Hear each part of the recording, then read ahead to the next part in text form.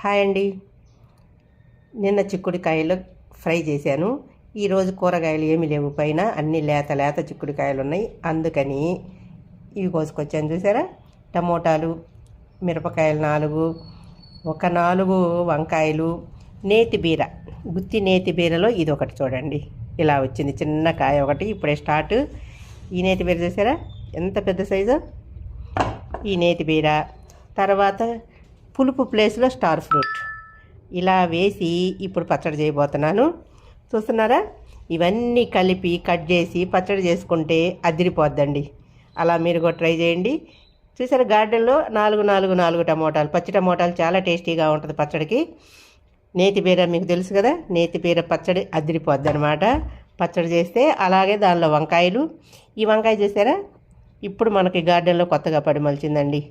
ఇది చాలా టేస్టీగా ఉంటుంది, చూడాలి. ఇది ఫస్ట్ కాయ అనమాట.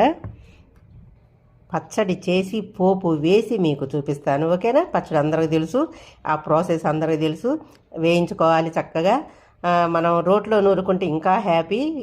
నేను ఎక్కువగా రోట్లోనే నూరుతాను, లేకపోతే మిక్సీలో చేసుకొని చక్కగా. ఈ స్టార్ ఫ్రూట్ కూడా ఫ్రై చేయాలండి. వీటన్నిటిని కలిపి ఫ్రై చేసేసి పచ్చడి చేసుకోండి. వెల్లుల్లిపాయలు ఎక్కువగా వేయండి, ఆరోగ్యానికి చాలా మంచిది. చూసారా, ఫ్రై అవుతుంది. అదిగోండి.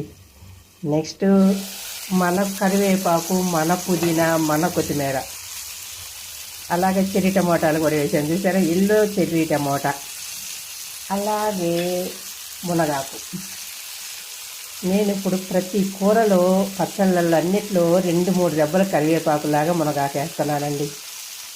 చూసారా, ఇలా ప్రతి కూరల్లో మునగాకు వేసుకుంటే ఎంత ఆరోగ్యమే మీకు అందరూ తెలుసు. ఈ మునగాకు గురించి, మునక్కాయల కంటే మునగాకు చాలా అడుగుతున్నారండి అందరూ. సాధ్యమైనంత వరకు ఇవ్వడానికి ప్రయత్నం చేస్తున్నాను. చూసారా, గుమ్మగుమ్మలాడే పచ్చడి రెడీ అయిపోయింది. వెల్లుల్లి ఎక్కువ వేయండి అని చెప్పాను కదా. వెల్లుల్లి, మునగాకు, పుదీనా, కరివేపాకు ఇవన్నీ వేసుకొని చక్కగా పచ్చడి చేసుకోవచ్చు అండి. పులుపు ప్లేస్లో నేనేం వేసాను, స్టార్ ఫ్రూట్ పండించే వాళ్ళందరూ పులుపు ప్లేస్లో అది యూజ్ చేసుకోవచ్చు. నేను చూపించిన అన్ని రకాల వెజిటబుల్స్ వేసి ఇలా పచ్చడి చేయండి. ఆహా, ఏమి రుచి అనాల్సిందే.